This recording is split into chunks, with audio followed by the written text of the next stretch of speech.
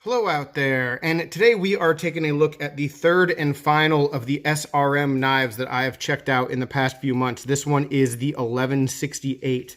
The first two that I did were different styles than this one being a liner lock. The first two, if you want to check those videos out, you can just link to them down below perhaps, or just search them on my page. This one, the 9201, was sent to me by SRM, and this one has D2, $29.99. Pretty good little knife. I really like the design of it, but the one that I purchased for myself was this one right here, 8CR, a little bit cheaper, the 9211 coming in at $19.99. And the reason why I bring those in immediately is because there's such an interesting conversation to be had when it comes to value with these three knives, because we have $19.99, $29.99, and then $39.99 for this one down below.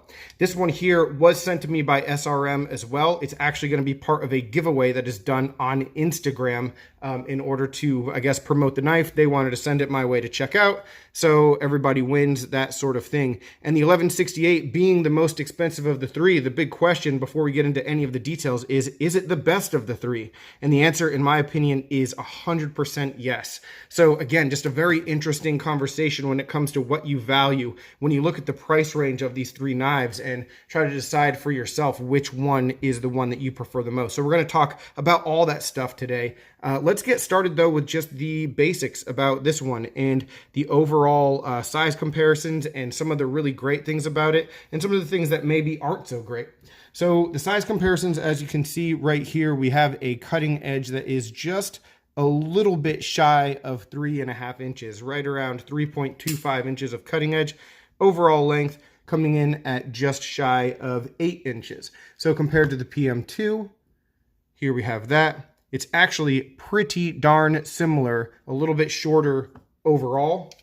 Then we also have, what's on the table? The Benchmade Aries. I'm not sure how many people know this knife, but that's a pretty comparable size.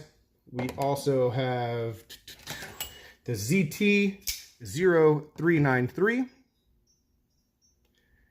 And let's bring in, here's a smaller one, the Hogue Deca.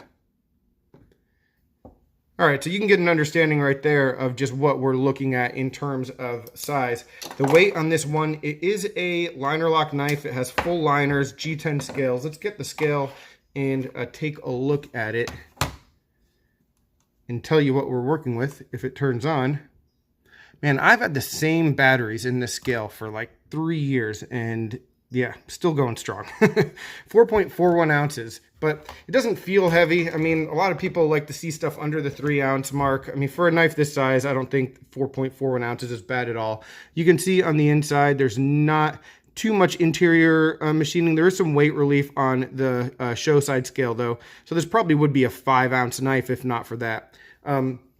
Let's get into the details of the blade. And the blade is, aesthetically speaking, probably the coolest part of the knife, I'd say. I really, really like the grind. We're talking about D2 steel here, so I mean, that's pretty darn good. And I've said 1,000 times already, if you think that the Chinese D2 is different than American D2, heat treat this, heat treat that, I can't tell you what's the best and what's not, or how much better this actually is than 8CR. 8CR works just fine for me. This knife performed really well as well in the cutting test that I did with it. A lot of that is just because of the thinness of the edge and just this grind. This grind is beautiful, and I love grinds like this that just aren't necessarily symmetric or just like straight across the, the length of the blade.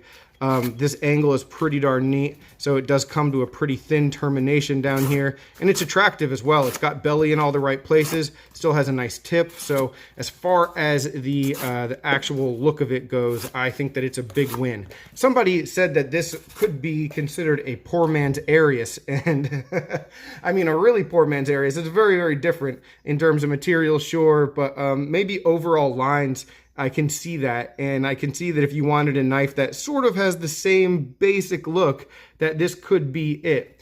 Also taking a look at the brand stamping and the billboarding, very subtle, SRM right there up top, and then we have D2 over here on the side, a couple other little markings. I think that's like I don't know, some other aspect, and then up here the model number, and then yeah, all their models have this weird long serial number on there as well. So there's that.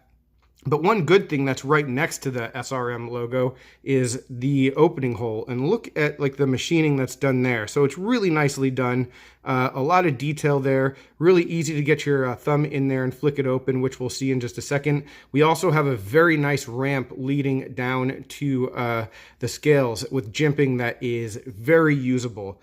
And it's not just usable, it's in the spot where you're actually going to hold the knife. So talking about the ergos, I mean, this is an extremely comfortable knife. This is how you're going to want to hold it. You could choke up for detail work. That's comfortable as well, just because of this angle and because you're getting locked in with the guard here. You're not going to slide around very much. So yeah, as far as comfort goes, it's pretty darn spot on. All right, and then as we continue to move on back, sorry if my hands are shaking, guys. I've been doing some pressure washing and painting outside, and just like been gripping and using my hands all day. And yeah, I don't know if I have some kind of what's that? What you get from like writing or squeezing too much? Like, I don't know, just my fingers hurt though. Anyway, as we move on back and we talk about the rest of the details on the knife, we do have a little bit of color flare with the lanyard tube, and then also on the pivot, this pivot collar. For me, is that necessary? No, not really, but it's nice. It's something else to look at. A little pop, which isn't necessarily a bad thing.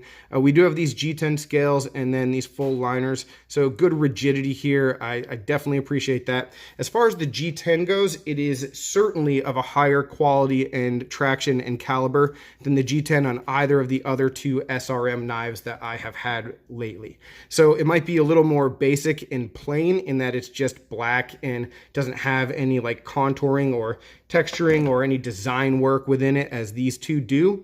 But as far as just a user kind of aspect, it's definitely preferable. The machining is done pretty nicely with no sharp edges, so that is definitely good. We have just an odd kind of spot right here in terms of the shape where, you know, you're going to be disengaging the liner lock, and you can see the lockup right there. Pretty darn solid. You know, there is just this weird spot, but as far as the ergos go, it's comfortable, and then also it's really easy to disengage, so no problems with that, but it is certainly a unique design implement. All right, let's continue to move on back and take a look from the top. So we have a few standoffs. The one standoff is blue, the other two are silver, so there's that. Not really anything to say about that. Uniformity would be nice. Maybe a little bit more blue would be good, but I don't know. I'm really not going to nitpick with that kind of stuff. Taking a look at the other side, and let's get this in the closed position too so you can see that as well. Taking a look at the other side, we do have a one position pocket clip, which for some people is sort of a bummer. It is nice loop over, relatively deep carry. Not much at all is exposed, so that is pretty good. If you are going to disassemble the knife, though, you can see you'll have to take the clip off, which you probably will anyway, just because it's screwed into the liners. So yeah, we do have everything in regards to the clip, though. For me, it checks out. If you're a lefty, maybe a bit of a bummer. The overall finishing on this, I just think is superior to the other knives.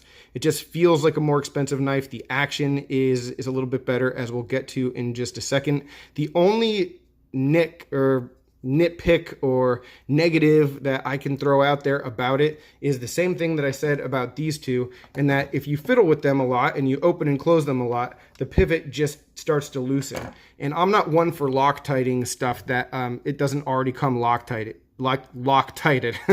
It's just not something that I like to do. I prefer to just let things go, and you know, at the end of the day, if I need to just tighten it up a little bit with a T8, I will do that. And so that's what I've had to do with this knife. But as it is, if you tighten it to the point where there's no play, the action is stupid. I mean, it's still remarkably drop shutting. And now for 30 seconds of uninterrupted, unadulterated SRM action.